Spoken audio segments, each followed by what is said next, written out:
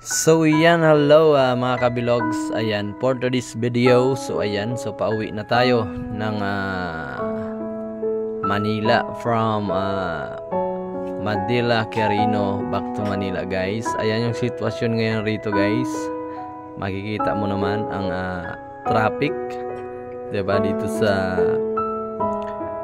Nueva Vizcaya Road. Ayan, makikita mo naman, oh. So napakalaking truck yung mga nauuna sa amin. So meron isang trailer sa taas na kargado. So kaya ganyan lang yung takbuhan, guys. Ito yung buhay ng mga truck driver.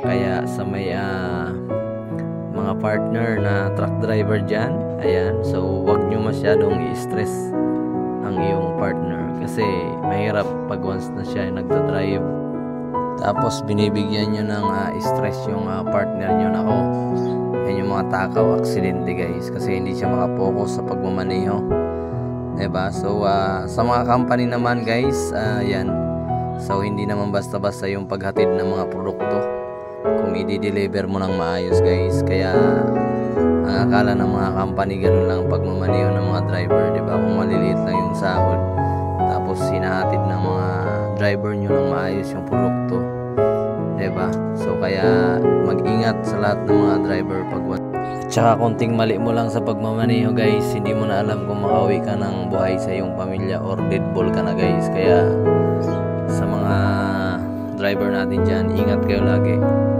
diba? Napakahirap kumita ng pera ngayon, guys. So pag tatrabahuan mo talaga ng maayos, diba? Makita mo naman yung mga truck na yan, oh. So sobrang bibigat ng karga niyan para ma-deliver lang yung pangarga niyan, diba? Ganon kalupit yung mga driver, truck driver, mga lodi. Kaya wag mong ismulin ang pagiging driver. Hindi mo basta-basta magagawa ng ganyan na pagmamaneho kasi ang buhay mo ay nakabaon sa hukay, diba? Isang mali mo lang, hindi mo na alam kung makakauwi ka pa. Kasi maraming driver na na-aksidente, guys, pag once na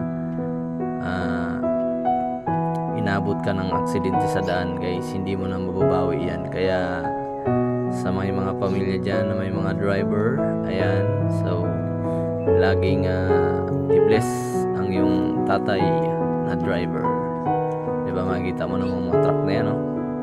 Oh, diba? At saka sa mga company naman dyan na mga buraot magbigay ng pasahod, so makikita mo naman sitwasyon nila, diba? Sa pagmamaneho ng sasakyan para maihatid lang ang inyong mga produkto sa pupuntahan, diba? Ganyan ang dadanasin mo, lahat ng hirap, diba? Traffic, ulan, lahat ng yan pagdadaanan mo para maihatid lang ang mga produkto nila doon sa pagdidelivery na yan. Makita mo naman, yung mga flash, yung mga delivery, yung mga trackers na malalaki, ayan, diba? So hindi mo alam ang aksidente sa daan. Makita mo yung nauna sa amin na trailer, kaya ang hina ng takbuhan yan, guys. So kargado yan, diba? Kaya ang pagiging truck driver is hero. Salute sa mga truck driver kasi Luzon, Visayas, Mindanao, hinahatid nila yung mga produkto, guys, diba? Kaya ingat kayo lagi sa pagdadrive. At saka mga gar, pag di na kaya sa kalsada, inaantok na or naiidlip na, so pahinga muna para iwas disgrasya. Kasi mahirap yung di mo na kaya itakbo yung sasakyan, so inaantok ka na, so gusto mo itakbo pa rin, so yan yung takaw aksidente.